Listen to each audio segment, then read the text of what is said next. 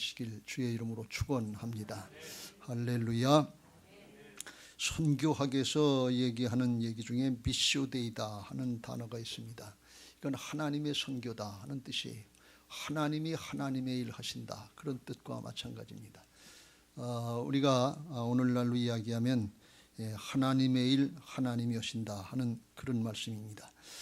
이스라엘 백성들에게 하나님께서 가나안 땅을 들어갈 때 크게 두 가지를 말씀하셨습니다. 하나는 그 땅의 백성들, 가나안 족속들, 7족속들을 진멸하라 하는 것입니다. 왜 진멸하는?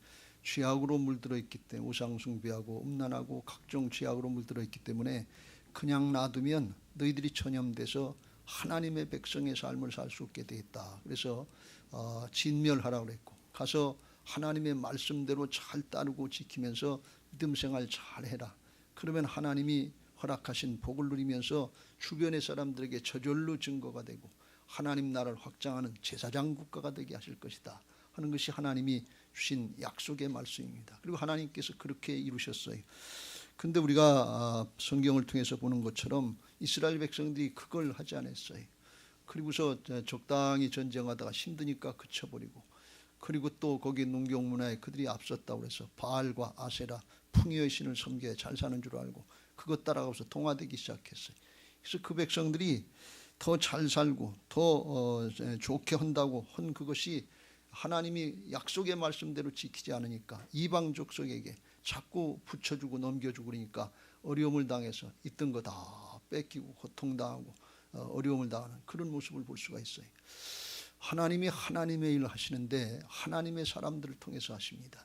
근데 그 하나님의 사람들이 어떨 때 일하시는가 하면 본질에 충실할 때, 본질에 충실할 때, 그때 하나님의 백성들을 붙잡고 일하시는 것을 믿으시기 바랍니다. 이스라엘 백성들이 세상 사는 게 다인 줄 알고 세상 잘 먹고 잘 살고 행복하게 사는 게 이게 복인 줄 알고 하나님의 백성들의 본질을 잃어보니까 그때부터 하나님께서 이방 족속에 넘겨주니까 그게 다 뺏기는 걸 볼 수가 있어요. 도적질 당하고 죽고 멸망되는 그런 꼴로 가는 걸 볼 수가 있어요. 우리가 신앙하면서 이 본질을 잘 붙잡아야 될 줄로 믿습니다. 우리 교회 성전 건축하고 이제 새 예루살렘 성전 들어가서 어떻게 하면 교회를 부흥시킬까, 어떻게 해야 될까 여러 가지로 궁리하고 많이 생각하는 것들이 있어요. 근데 그 중에 제일 중요한 것이 본질을 붙잡는 것입니다.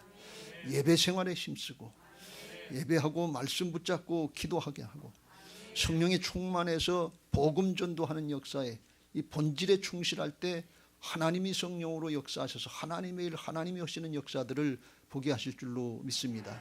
우리 개인적인 신앙생활도 마찬가지예요. 이 본질을 잃어버리고 세상에 행복하게 사는 거, 세상에 성공하는 거, 이게 신앙의 목적인 줄 알고 본질을 벗어나요. 언제부턴가 예배 생활이 게을러지고 기도 생활이 안 되고 말씀 순종은 안 되고 복음 전도는 더 안 되고, 이건 특별한 사람 전도대원이나 하는 일로 이렇게 생각하니까 행복하고 성공하고 잘 살려고 했던 신앙의 사람들이 그렇게 안 되는 걸 볼 수가 있어요. 왜 하나님이 그렇게 하시느냐? 하나님의 백성들은 구별해 놓으셨기 때문에 그래요. 여기 땅의 것이 목적이 아니고 영원토록 잘 살게 하시는 영원한 생명과 상급의 하나님 나라가 있는 것을 믿으시기 바랍니다. 그래서 우리 그리스도인들의 정체성을 분명히 하고 본질을 붙잡을 때 하나님이 우리를 붙잡고 일하시는 하나님의 역사에 쓰임받게 하실 줄로 믿습니다. 오늘 하나님이 드보라 선지자, 여선지자 시대 또 여사사 시대에 하나님이 이스라엘 백성들이 타락하니까 가나안 왕 야빈에게 이제 넘겼다, 파셨다 그랬어요. 그리고 그 군대 장관 시스라는 철병거, 오늘날로 이야기하면 탱크보다 더 좋은 철병거 900승을 가지고 20년 동안 이스라엘을 통치했다, 학대했다 그랬어요. 그러니까 견디다 못하니까 이스라엘 백성들이 하나님께 부르짖었어요. 그러니까 하나님께서 또 들으시고 응답하셔서 여선지자, 여사사 드보라를 보내주시고 하나님의 역사를 깨닫게 하시는데 6절과 7절에 보면 하나님께서 이제 야빈의 군대 장관 시스라와 그 병거들을 하나님께서 이제 드보라와 이제 이스라엘 백성의 중에서 용사였던 바락에게 넘겨주겠다 이렇게 계획하시고, 그리고 15절에 보면 순종하니까 여호와께서 바락 앞에서 시스라와 그의 모든 병거를 다 물리치게 역사해 주시고 싸워 주시고, 23절에 보면 이와 같이 이날에 하나님이 가나안 왕 야빈을 이스라엘 자손 앞에 굴복하게 하신지라. 그래서 하나님이 승리케 하신 역사를 보게 하신 줄로 믿습니다. 할렐루야. 하나님이 시작하시고 하나님이 이루시고 하나님께서 성취하시는 것을 볼 수가 있습니다.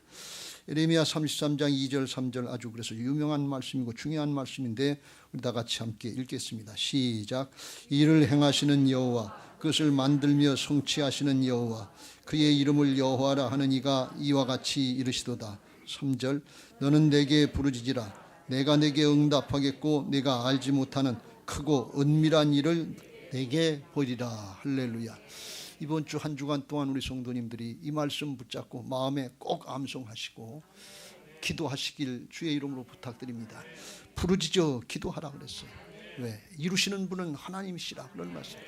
이스라엘 백성들은 사사시대에 그렇게 타락하고 또 반복하고 또 반복하고 또 반복했는데도 불구하고 하나님께 부르짖으면 하나님이 들으시고 응답하시는 거예요. 하나님이 그렇게 하나님의 백성들을 사랑하시고 구원해 주시고 축복해 주시기를 원하시는 것을 믿으시기 바랍니다. 하나님의 심정을 붙잡아야 돼요. 면목 없는데 아유 어떻게 또 나가나, 자존심이 있는데 가룟 유다처럼 자존심 있다고 각주 자살해버리면 그러면 잘하는 거 아니에요. 이건 육신의 생각이에요. 하나님이 말씀하시면 그 앞에 우리 자신들 쳐서 복종시키고 부르짖어 기도하면서 회개하면서 하나님께로 나가야 될 줄로 믿습니다. 사사시대의 신앙의 모습은 오늘날 우리의 신앙의 현주소라고 말씀드렸죠. 우리들이 또 그래요. 똑같은 죄를 또 반복하고 또 반복하고 또 반복해요. 그런데 조금 다른 게 있는데 그건 뭔가 하면 사사시대 사람들은 그래도 힘들고 어려면 부르짖어서 기도하고 하나님께로 돌이키는 모습이 있었는데 오늘날은 부르짖어 기도하면서 하나님께로 돌이키는 모습들이 점점 없어지고 있다는 사실입니다. 우리의 신앙의 부모들이 그랬잖아요. 일제 36년이다. 6.25 전쟁이다. 보릿고개다. 아무것도 의지할 것 없었어요. 그때 하나님 앞에 부르짖어 기도했잖아요. 그러니까 하나님께서 들으시고 응답하시고 우리나라가 한국교회가 여기까지 나오게 하셨는데 이제 조금 살만해진 것 같으니까 부르짖는 기도들이 없어졌어요. 하나님이 귀가 잡수셨냐? 왜 그렇게 시끄럽게 떠드냐? 지금 그럴 만한 상황이 아니다. 이런 생각을 하면서 심령이 굳어져 가는 걸 볼 수가 있어요. 하나님 앞에 신앙인 것을 믿으시기 바랍니다. 사람 앞에 신앙이 아니에요. 부르짖어 기도하면서 하나님께로 중심으로 돌이킬 때 하나님은 여전히 살아계셔서 여전히 동일하셔서 우리의 기도를 들으시고 응답하실 줄로 믿습니다. 하나님이 이렇게 하나님의 사람들을 붙잡고 일하시길 원하시는데 하나님의 새 사람들이 모이가 조금 있고 물질이 있고 명예가 있고 권력이 있고 지식이 있고 그러면 하나님만 의지하질 않아요. 그래서 하나님께서 연단시키셔서 약하게 하셔서 아무것도 못하는 것 같게 하셔서 그래서 하나님을 의지하고 돌이키게 하시는 그런 연단의 기회를 주시는 것을 우리가 잘 깨닫고 이를 선용할 수 있게 되시길 주의 이름으로 축원합니다. 사도 바울도요. 바울 사도가 됐습니다만 하나님 앞에 간질 증세가 있었고 또 야맹증 증세가 있었다 그랬어요. 다메섹으로 갈 때 하나님을 빛 가운데 만나고 눈이 좀 상했다. 그래서 아마 일어난 일이 아니냐 이렇게 성서학자들이 얘기하는데 그거 고쳐달라고 하나님 앞에 3번 간구했는데 9절에 보면 하나님께서 내 은혜가 네게 족하다 하시면서 내 능력이 약한 데서 네가 온전해진다. 그 무슨 뜻이냐? 네가 약할 때 하나님이 붙잡고 일하신다 그런 말씀이에요. 하나님의 일은 하나님이 하시는데 내가 내 힘 가지고 하는 줄 알고 내 것 가지고 하는 줄 알고 힘을 쓰면 하나님이 붙잡고 일하실 수가 없다는 거예요. 그래서 약하게 하고 힘 다 빼놓고 그리고 하나님이 하시는 대로 끌고 가시는 대로 따라가게 하신다 그런 말씀이에요. 그걸 바울이 깨달은 거예요. 그래서 오히려 약해진 거 그걸 크게 기뻐하고 그 약하게 된 거 이걸 자랑한다 그랬어요. 그러면서 10절에 이렇게 고백합니다. 시작. 그러므로 내가 그리스도를 위하여 약한 것들과 능욕과 궁핍과 박해와 곤고를 기뻐하노니 이는 내가 약한 그때의 강함이라. 약할 그때에 하나님의 능력이 강하게 나타난다. 그래서 그게 좋으니까 하나님의 능력을 나타내고 하나님이 일하시도록 하나님이 역사하신다면 그게 감사의 조건이다. 그게 기쁨의 조건이다. 그런 말씀이에요. 우리에게 오늘 이 시점에서 이런 은혜들이 있게 되시길 주의 이름으로 축원합니다. 하나님이 우리 교회 어렵고 힘들 때 건축하게 하시는 의미가 있지 않겠어요? 이걸 어렵다 힘들다 위축당하고 없다고 실망하고 낭망하고 불평하고 출애굽 1세대들 모양 그렇게 끝나면 무슨 의미가 있겠어요? 우리 인생 한 번 주어진 인생인데 시대적으로 주어졌으면 이걸 하나님의 섭리 가운데 잘 깨닫고 바울처럼 이를 통해서 하나님의 능력이 나타나게 하신다면, 하나님이 역사하시려고 한다면 오히려 기뻐하고 오히려 감사하면서 주여 나를 사용하시옵소서, 주여 우리를 사용하시옵소서, 주님 내 것을 사용하시옵소서, 그리고 감사하고 기뻐할 수 있는 믿음의 사람들 되시길 주의 이름으로 축원합니다.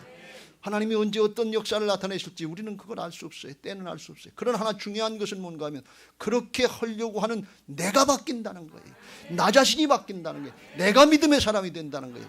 그러면 하나님은 우리를 붙잡고 일하셔서 가정을 구원하게 하시고 목장을 번성하게 하시고 교회를 새롭게 하시는 역사에 쓰임받게 하실 줄로 믿습니다. 할렐루야.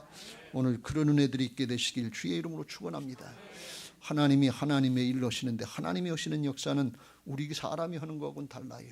그래서 하나님이 크신 역사, 크고 비밀한 역사를 행하시는데 오늘도 그런 역사를 행하셨다 하는 것을 말씀하고 있습니다.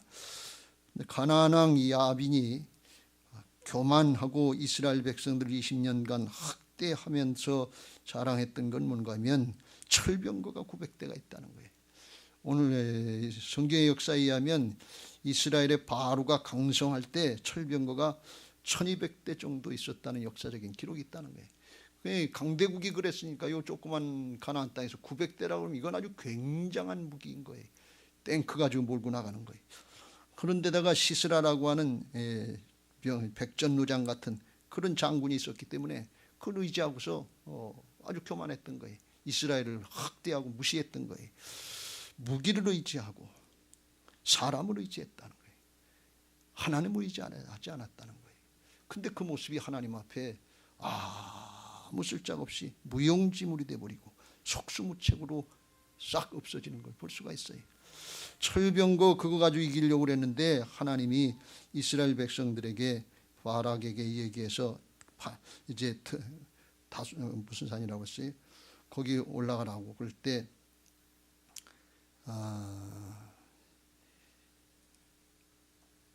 다볼산으로 올라가라고 그랬죠. 6절에 다볼산으로 올라가라고 그럴 때 그때 순종하니까, 그러니까 이스라엘 이제 가나안 족속들이 볼 때 이 전쟁하려고 대드는구나. 죽으려면 무슨 수를 못 쓰겠는가. 그리고 다볼산 근처에 이제 거기 기손강이라고 있었는데 기손강 가로다가 철병거 900대를 갖다 집합시킨 거예요. 근데 기손강은 어떤 강인가 하면 사막의 와디라고 그래서 평상시에는 그냥 냇갈 마른 것처럼 그런 강이에요. 근데 비가 오면 그게 이제 강이 되는 거예요. 그러니까 평상시엔 모르는 거예요. 비가 안 왔으니까 거기 다 마놓고서 이제 대항하려고 할 때, 그때 5장 4절에 보면 하나님께서 비를 내리셔서 강물이 흘러내리고, 그러니까 15절에 꼼짝 못하고 거기 갇힌 거예요.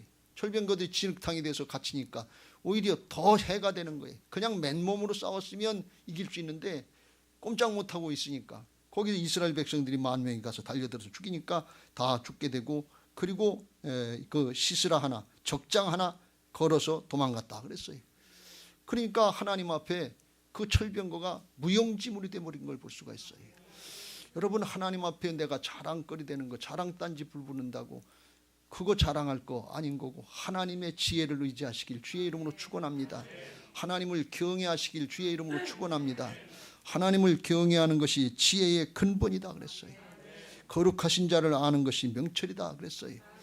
그래서 하나님이 그걸 단번에 물리치게 하시는 걸 볼 수가 있어요. 그 시스라를 또 의지했는데 시스라가 17절 위에 보면 헤벨의 족속과 화평이 있다고 그래서 거기 믿거라 하고 평상시에 잘 지냈으니까 그 안에 야엘이 18절에 들어오라고 그러니까 의심도 하지 않고 경계도 하지 않고 그냥 쑥 들어갔어요. 들어가서 물 좀 달라고 그러는데 이 헤벨의 아내 야엘이 갖다 우유를 주니까 우유를 마시고 21절에 깊이 잠이 들었다. 푹 잠이 들어서 사망의 잠을 자는지도 모르고 잠을 들었는데, 그때 이 야엘이라고 하는 여인이 쇠못 갖다가 여기 관자놀이 여기 이마 이쪽 옆에 여기다가 대고서 팍 박아버리니까 그냥 한 번에 아야 소리도 못하고 죽었어요.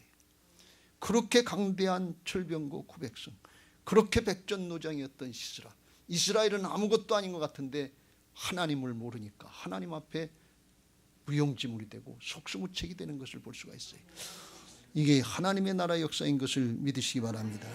하나님이 일하시면 사람의 것은 아무것도 안 돼요. 하나님은 천지 만물, 천지 기상을 다 움직일 수 있는 광대하신 하나님이시고 자세하게 사람의 마음까지, 야엘의 마음, 시스라의 마음까지 움직이셔서 하나님 앞에 꼼짝 못하도록 자세하게 역사하시는 세밀하신 하나님이신 것을 믿으시기 바랍니다. 그래서 우리가 하나님 앞에 잘 쓰임 받으려면 내 것 내세우지 말고 하나님 앞에 겸손히 주님을 의지하시길 주의 이름으로 축원합니다. 바울은 사울 때 교만해서 자기가 자기의 의로 하는 줄 알고 자랑 삼았는데 하나님 앞에 주님을 만나고 보니까 그게 아니라는 걸 깨달았어요. 고린도전서 1장에 교만하려고 했던 고린도 교회 이렇게 권면합니다.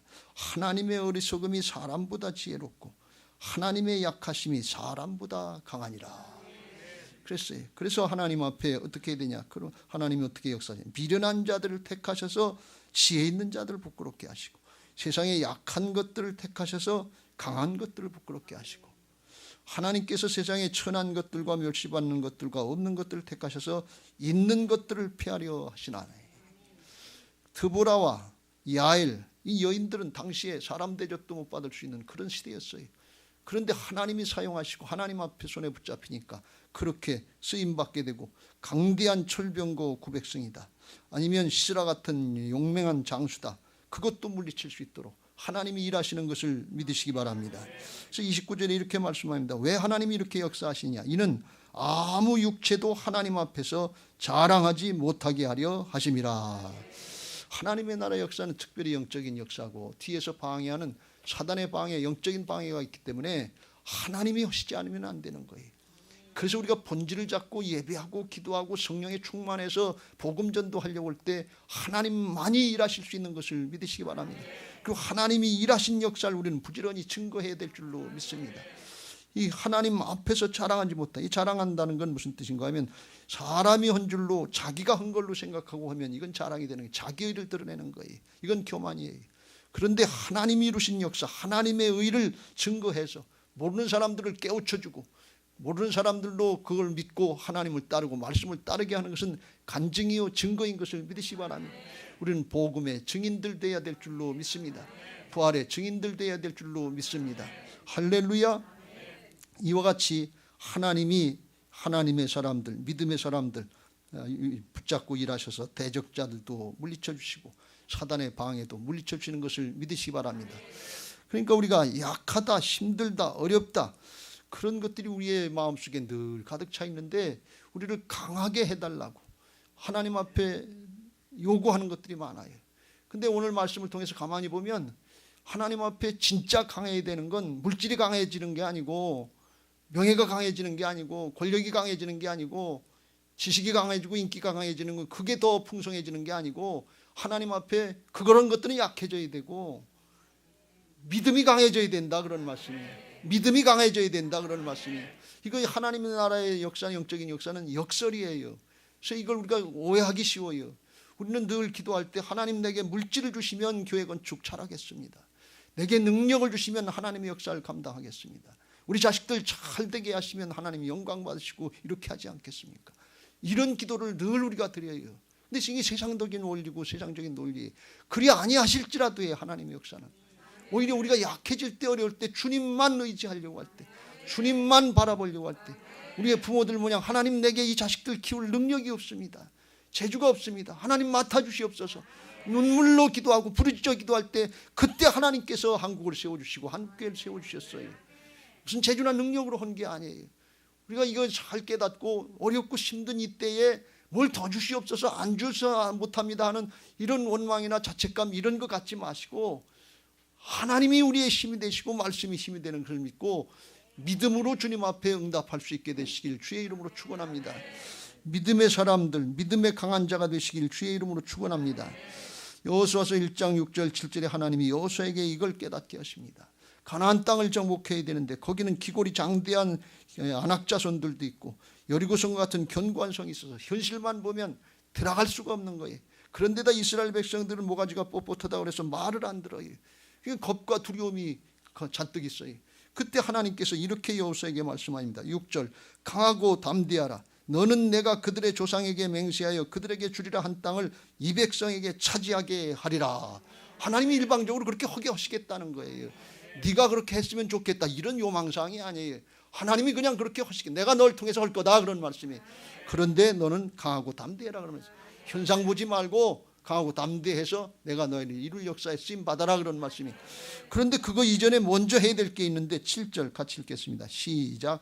오직 강하고 극히 담대하여 나의 종 모세가 내게 명령한 그 율법을 다 지켜 행하고 우로나 좌로나 치우치지 말라. 그리하면 어디로 가든지 형통하리니. 내가 가나안 땅 정복하게 될 건데, 그런데 그 전에 뭐가 있는 게 강하고 담대했는데 그거보다 극히 담대하여 아주 더 가나안 땅 정복하려면 문제들이 있고 상황이 있으니까 극담대해야 되는데 강하고 담대해야 되는데 그거보다 더 극히 강하고 담대해서 하나님의 말씀 따라라 그런 말씀이에요. 하나님의 법을 지켜라 그런 말씀. 너부터 바뀌어라 그런 말씀이에요. 일은 내가 할 테니까 너는 극히 담대해서 순종하라 그런 말씀이에요. 이게 무슨 뜻이에요? 여러분 현실을 보니까 우리의 마음속에 두려움이 있잖아요. 어려움이 있잖아요. 그러니까 누가 몰라서 못해요. 현실이 있으니까 그렇지. 그리고 못하는 거예요.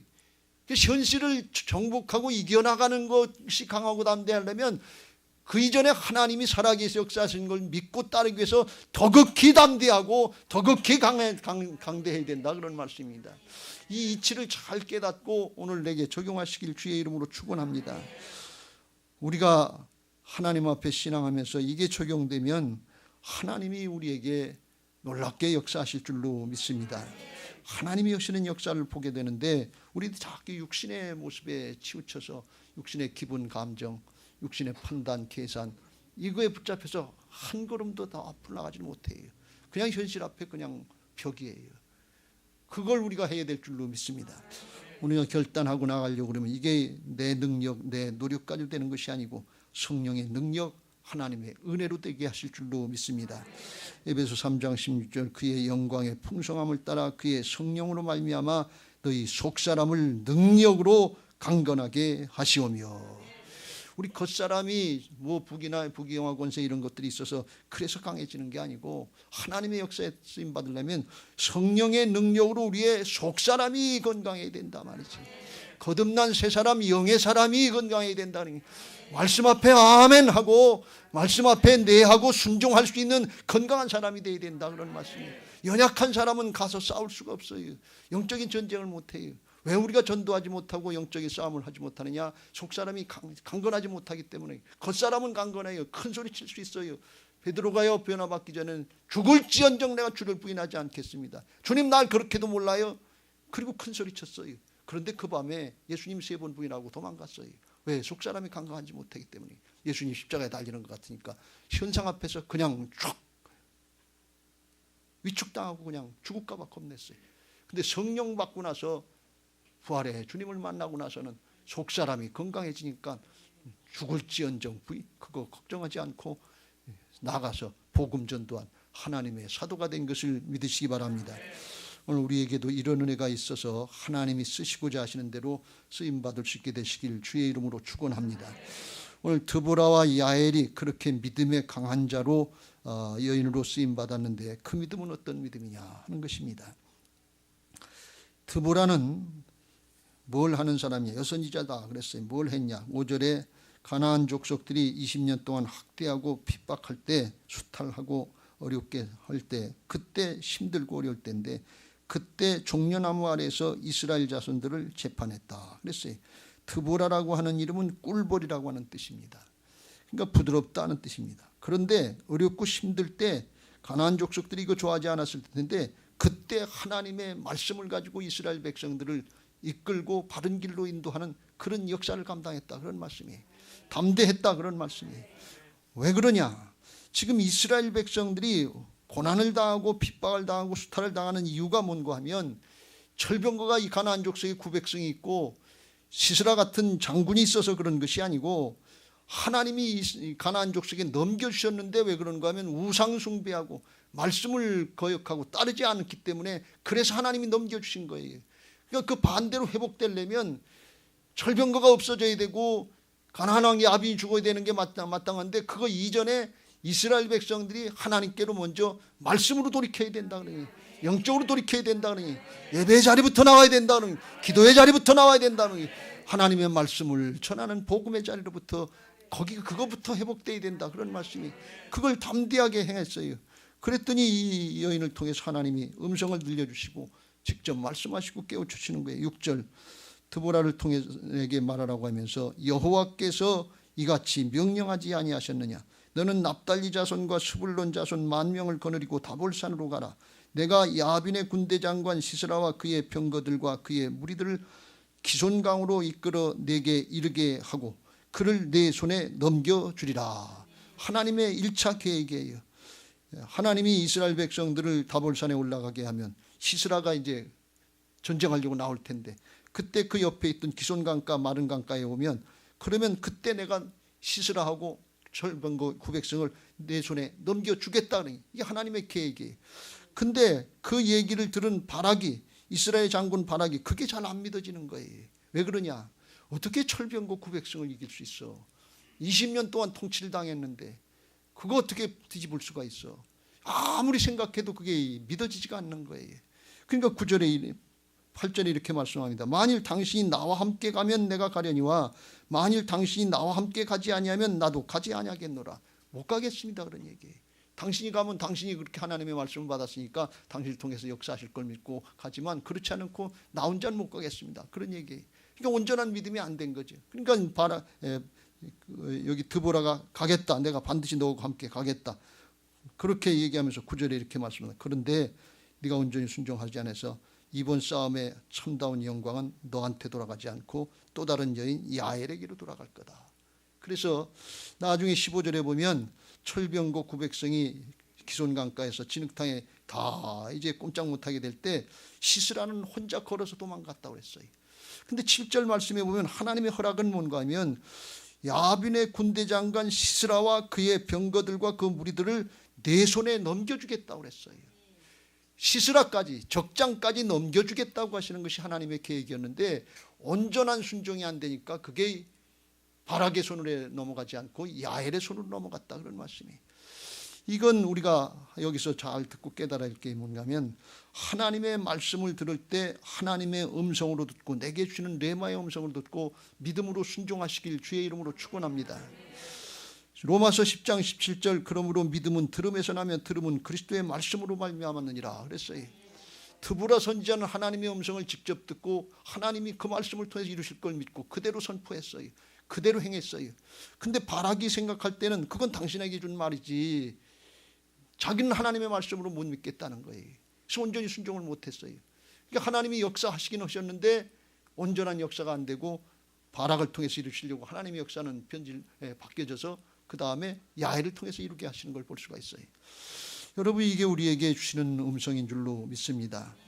여러분, 성경을 읽을 때나 묵상을 할 때나 설교를 들을 때나 그냥 지나가지 말고 옛날 얘기처럼 남에게 하는 얘기처럼 들어가지 말고 오늘 내게 주시는 주님의 음성 레마의 말씀으로 들으시길 주의 이름으로 축원합니다.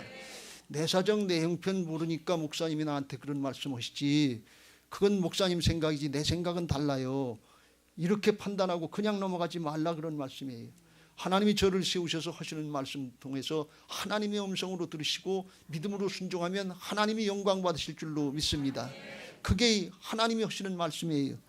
데살로니가전서 2장 13절에 바울이 데살로니가 교회에 그걸 말씀하고 있습니다. 이러므로 우리가 하나님께 끊임없이 감사함은 너희가 우리에게 들은 바 하나님의 말씀을 받을 때 사람의 말로 받지 아니하고 하나님의 말씀으로 받음이니 진실로 그러하도다. 이 말씀이 또한 너희 믿는 자 가운데서 역사하느니라. 어떤 사람이 믿는 사람이냐? 하나님의 음성으로 듣는 거예요. 그리고 순종하는 거예요. 그럼 하나님이 역사하신다 말씀. 이게 사람의 생각으로, 목사님 생각으로, 누구 전화주는 생각으로 이렇게 전하면 그걸 어떻게 되느냐? 그냥 판단으로 끝나요. 계산으로 끝나요. 그럼 예배의 평가자, 설교의 평가자로 끝나요. 이게 얼마나 무서운 일인지를 몰라요. 우리가 평생 예배하고 말씀을 받는데 얼마나 은혜를 받을 기회가 많습니까? 그런데 내가 받겠습니까? 그런데 내게 역사가 나타납니까? 이건 얼마나 우리를 경책하는 말씀인지 몰라요. 하나님 앞에 하나님의 말씀으로 하나님의 음성으로 들려지고 신령과 진정의 예배자들 되시길 주의 이름으로 축원합니다. 말씀으로 받고 그걸 적용하려고 하면 성령께서 역사하셔서 우리의 삶 가운데 역사하시는데 나부터 바꿔주시고 그 다음에 우리를 통해서 이루시는 하나님의 역사를 주변에 나타나게 하셔서 하나님 나라를 확장하는 역사에 쓰임받게 하실 줄로 믿습니다. 두 번째로 야엘은 어떤 사람이었냐. 야엘은 17절에 보면 시스라가 걸어서 도망하여 겐 사람 헤벨의 아내 야엘의 장막에 이르렀으니 이는 하솔 왕 야빈과 겐 사람 헤벨의 집 사이에는 화평이 있었다. 평화가 있었다. 평상시에 좋은 관계였다. 그런 말씀입니다. 근데 이 헤벨의 아내 야엘이라고 그랬는데 헤벨은 어떤 사람인가 하면 11절에 보면 모세의 장인 호밥 이드로의 자손이었다 그랬어요. 그러니까 이드로의 자손이니까 이스라엘 백성들하고 친밀한 관계고 출애굽하고 가나안 땅에 들어와서 같이 살게 된 거예요.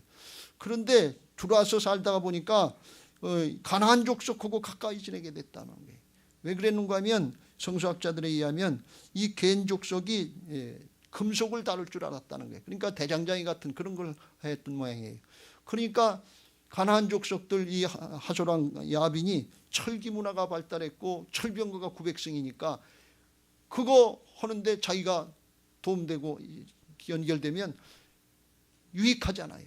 아주 쉽게 말씀하면 직업상 가나안 족속하고도 함께 했다는 거예요. 사업상 그렇게 했다는 거예요. 왜? 그래야 자기 거 물건 팔아먹고 잘 살 수 있으니까. 종교적으로 도덕적으로는 하나님을 따르고 이스라엘 백성들과 하나가 되는 이쪽으로 했는데 직업상 생각해 보니까 세상 살아갈 생각을 하니까 가나안 족속하고도 화평하는 게 좋겠다. 그래서 양다리 걸치고 있었던 거예요. 그런데 전쟁이 일어났어요. 가나안과 이스라엘 가운데 전쟁이 일어났는데 자기 생각에는 당연히 가나안 족속이 철병거 900성 가지고 이길 줄 아는 거예요. 그런데 보니까 그 철병거 900성이 기손 강가에서 하루아침에 한순간에 그냥 다 무용지물 되는 걸 보고서 이게 하나님이 살아계셔 역사하시는구나. 그걸 깨닫고서 이제부터는 하나님께로 돌이켜야 되겠다는 거예요. 왜요? 그냥 있으면 가나안 족속과 하나가 되고 한 통속이 됐던 게 그게 드러나면 가문이 멸절될 거 아니에요. 돌이켜야 되겠다고 돌이킨 거예요. 그래서 우유를 주고 잠이 들 때 그때 이 대못을 가지고 한 방에 이 시스라를 죽였는데 그게 왜 평상시에 이거 할 줄 알았다 그런 얘기예요. 그러니까 한 방에 물리친 거예요. 여러분 이게 야엘이 하나님 앞에 쓰임 받은 것인데 우리에게 오늘 이런 은혜들이 있게 되어야 될 줄로 믿습니다. 하나님의 역사를 깨달았으면 하나님 편으로 돌아서세요. 공부하려면 대학 가려면 우선 당분간 좀 쉬고 해야지. 작전상 할 수 없지. 취직하려면 승진하려면 좀 그래야지. 지금 직업상 어떻게 할 수 없지. 그건 누가 그렇게 하고 싶어서 하는가. 좀 타협도 해야지. 사업이 그런데 먹고 살아야지. 사업이 잘 되고 직장도 잘 돼야 하나님도 섬기고 그러지. 말은 돼요. 그런데 하나님의 심판의 때가 있다는 거예요. 여러분 이건 생사의 문제고 영원한 생명의 문제인 것을 믿으시기 바랍니다. 그렇게 적당히 타협하면 하나님이 붙잡고 일을 안 하셔요. 근데 돌이키고 하나님 편으로 서면 하나님이 일하시기 시작한다는 게 놀라운 하나님의 역사를 보게 하실 줄로 믿습니다. 이거 배신하는 것 같고 자기 동족을 우롱하는 것 같은데 그런데요 영적으로 잘 생각해보면 그게 우리가 본래 자리로 돌아가는 거예요. 원래 우리가 하나님의 형상을 입고 태어난 하나님의 자녀들 하나님의 백성들인 것을 믿으시기 바랍니다. 세상 신에게 속아서 죄악에 속아서 세상의 논리를 따라 사는 게 잘 사는 건 줄 알고 속아서 사는 건데 거기 세상과 타협하지 말고 깨달았으면 하나님 편으로 돌이켜야 되는 거예요. 말씀 편에 돌이켜야 되는 거예요. 이게 제자리로 돌아가는 거예요. 이거 잘 분별하시길 주의 이름으로 축원합니다. 성경에 보면 그런 인물이 또 하나 있는데 그게 누군가 하면 여리고성의 기생 라합이었어요. 하나님이 이스라엘 백성들 출애굽시키는데 파죽세로 돌아오니까 그걸 보고 여리고성에서 보고서 놀란 거예요. 보고 듣고 놀란 거예요. 야 이거 큰일 났다 말이지. 그래가지고서 이 여리고의 정탐꾼들이 오니까 두 사람을 이스라엘 백성들 숨겨줬어요. 그게 발각될 것 같으니까 다 이제 지붕에다 놓고 갈대로다 이렇게 덮어주고 그랬어요. 근데 왜 그랬냐 나중에 물어보니까 10절에 이는 너희가 애굽에서 나올 때에 여호와께서 너희 앞에서 홍해물을 마르게 하신 일과 너희가 요단 저편에 있는 아모리 사람의 두 왕 시온과 옥에게 행한 일 곧 그들을 전멸시킨 일을 우리가 들었습니다. 하나님의 역사를 들었다는 거예요. 야엘이 하나님의 역사를 보고 듣고 바뀐 것처럼 보고 들었으면 마음이 바뀌어야 되는 거예요. 이게 하나님의 사람들의 모습이에요. 그래서 우리가 듣자 마음이 녹았고 너희로 말미암아 사람의 정신을 잃었나니 너희의 하나님 여호와는 위로는 하늘에서 아래로는 땅에서 상천하지에 하나님 너희 하나님 여호와 하나님밖에 없다. 그게 인정하지 않을 수밖에 없다 그런 얘기예요. 그래서 내가 너희를 숨겨주고 나중에 목적이 하나 있는데 그게 뭐냐 12절 13절에 그러므로 이제 청하노니 내가 너희를 선대하였은즉 너희도 내 아버지의 집에 선대하도록 여호와로 내게 맹세하고 내게 증표를 내라. 그리고 나의 부모와 나의 남녀 형제와 그들에게 속한 모든 사람을 살려주어 우리 목숨을 죽음에서 건져내라. 온 가문 자자손손 살려내려니까 할 수 없다 그런 말씀. 거기다 자기 목숨 걸고 돌이켰다 그런 말씀이에요. 왜? 하나님의 역사 앞에 누가 그걸 막을 수 있냐 그런 얘기예요. 이건 자존심 체면의 문제가 아니에요. 잠시 잠깐 형통하는 그런 문제가 아니에요. 영원히 사느냐 죽느냐 하는 문제예요. 결단하고 돌이켰어요. 결심하고 단절할 것 끊을 건 끊고 하나님 편으로 돌이켜야 된다 그런 말씀 편으로 돌이켜야 될 줄로 믿습니다. 그때 하나님이 이제 이 라합을 통해서 역사하시고 나중에 유다 지파의 후손에게 하고 결혼해가지고 다윗 왕의 조상이 되게 하시고 예수님의 족보에 올라가는 놀라운 은혜와 축복을 누리고 이스라엘의 최고의 명문 가문을 이루게 하시는데 쓰임받게 하신 줄로 믿습니다. 여러분 남자들은요 밖에 나가서 생활하고 세상하고 같이 세상 논리를 따라서 직장하고 사업하니까 영적으로 무뎌질 때가 많아요. 그때요 여자들이요 정신 차리고 하나님 편으로 돌이킬 수 있게 되시길 주의 이름으로 축원합니다. 오늘 드보라 여선지자 모양 이 야엘 모양 라합처럼 하나님의 뜻을 깨달았으면 돌이켜야 돼요. 그래야 살아요. 그래야 가문을 살려요. 그래야 교회를 살려요. 그래야 나라와 민족을 살릴 수 있는 역사예요. 하나님이 하시는 역사거든요. 나 하나가 무슨 일을 할 수 있겠네요. 아니에요. 거듭난 부활신앙으로다가 하나님을 경외하려고 할 때 하나님을 사랑하고 순종하려고 할 때 약한 나로 강하게 하셔서 우리 교회 표대로 하나님의 큰 군대가 되게 하실 줄로 믿습니다. 그리스도의 좋은 군사들이 되게 하시고 하나님의 역사를 보게 하실 줄로 믿습니다. 온 가족이 형통하게 하시고 남편을 세우고 가문을 세우는 역사에 쓰임받게 하실 줄로 믿습니다. 시편 128편에 유명한 말씀인데 여호와를 경외하며 그의 길을 걷는 자마다 복이 있도다. 내가 내 손이 수고한 대로 먹을 것이라. 내가 복되고 형통하리로다. 내 집 안방에 있는 내 아내는 결실한 포도나무 같으며 내 식탁에 둘러앉은 자식들은 어린 감람나무 같으리로다. 여호와를 경외하는 자는 이같이 복을 얻으리로다. 여호와께서 시온에서 내게 복을 주실지어다. 너는 평생에 예루살렘의 번영을 보며. 여러분 우리 교회 건축하는 것으로 끝나지 말고 하나님의 성전이 부흥되는 번영의 역사를 같이 사모하면서 볼 수 있게 되시길 주의 이름으로 축원합니다. 내 자식의 자식을 볼지어다. 이스라엘의 평강이 있을지어다. 장수하는데 장수로 끝나지 말고 하나님의 평강까지 누리게 되시길 주의 이름으로 축원합니다.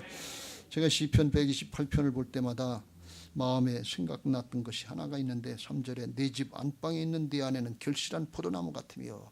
결실한 포도나무 같은 아내가 어떤 아내일까? 그게 제 마음에 늘 있었어요. 오늘 성경 말씀을 보니까 드보라 같은 아내, 야엘 같은 아내, 라합 같은 아내가 그런 아내인 것 같아요. 남편을 세우고 가문을 살리는 역사들, 이런 역사에 쓰임받는. 근데 헌계 모임 가면 딱 하나 하나님을 경외하는 마음으로 말씀을 따라 순종한 것이고 아니라고 하는 것이 깨달았으면 돌이키는 거예요. 왜? 하나님이 하시는 역사니까. 하나님의 일은 하나님이 하시니까. 하나님 나라 하나님의 통치 역사니까. 이걸 우리가 자꾸 오해하고 내가 주인된 그런 죄악된 삶을 살기 쉬운데 이거 돌이킬 수 있게 되시길 주의 이름으로 축원합니다. 특별히 오늘은 이 드보라하고 야엘 얘기가 나오니까 여자 성도님들에게 간절히 부탁을 합니다. 우리 교회 여자 성도님들이 이렇게 하나님 앞에 결실한 포도나무 같은 그런 아내들이 되시길 바라고, 젊은 분들일수록 잠언서 31장에 나오는 현숙한 여인이 돼서 남편을 세우고 가문을 세울 수 있게 되시길 주의 이름으로 축원합니다. 잠언서 31장 누가 현숙한 여인을 찾아 얻겠느냐 그의 값은 진주보다 더하니라. 그런 자의 남편의 마음은 그를 믿나니 산업이 생업이 핍절하지 아니하겠으며 그런 자는 살아있는 동안에 그의 남편에게 선을 행하고 악을 행하지 아니하느니라. 그러면 남편이 어떻게 되냐 23절 그의 남편은 그의 땅의 장로들과 함께 성문에 앉으며 사람들의 인정을 받으며 세상에서 인정받고 존경받는 남편이 된다는 거예요. 하나님이 함께 해주신다는 거예요.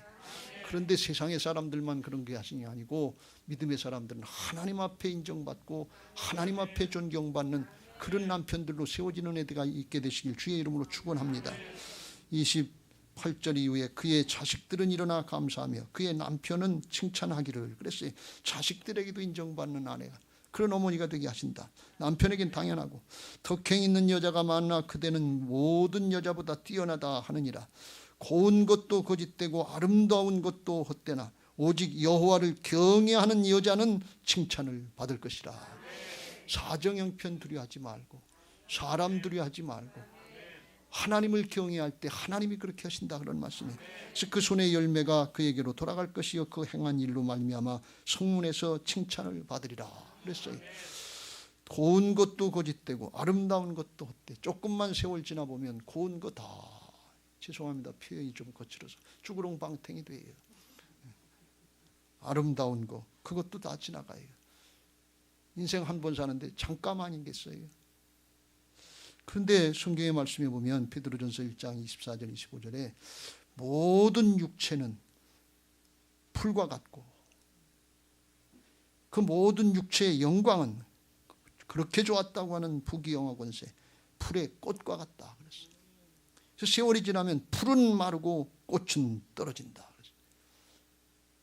이게 만구의 진리 아닙니까? 그런데 하나님의 말씀 복음은 영원토록 진리다 그랬어요. 하나님을 경외하고 말씀 붙잡으시길 주의 이름으로 축원합니다. 우리 교회 새 예루살렘 성전 들어가기 전에 우리 교회 여자 성도님들이 이걸 사모하고 기도하면서 하나님의 성령의 능력으로다가 그 속사람이 건강하게 되겠어서 하나님의 역사에 쓰임받고 남편을 세우고 가문을 세우는 이런 역사에 쓰임받게 되시길 주의 이름으로 축원합니다. 다음 주일은 우리가 설날 명절을 지키는 주일인데 또 가족들을 만날 텐데 한 가문 있으니 남편을 세우고 가문을 세우는 그런 성도들이 되시길 주의 이름으로 축원합니다. 우리 옛말에 그런 말 있잖아요. 이게 여자들한테 핑계를 대는 것 같아서 참 미안한데 여자가 잘 들어와야 가문이 선다 그런 얘기 있어요. 근데 다른 거 잘하라고 하는 것은 없고 하나님을 경외해라. 하나님 말씀대로만 따르고 지켜라. 그럼 하나님이 남편을 세우시고 자식을 세우시고 하나님이 가문을 세우시고 하나님이 교회를 세우시고 하나님의 나라 이스라엘을 구원하는 나라와 민족을 구원하는 역사에도 하나님이 일하신다는 거예요. 말씀대로 그냥 그대로 믿고 따르셔서 그런 은혜들을 자자손손 누리고 아주 영원토록 누리게 되시기를 예수님의 이름으로 축원합니다. 할렐루야.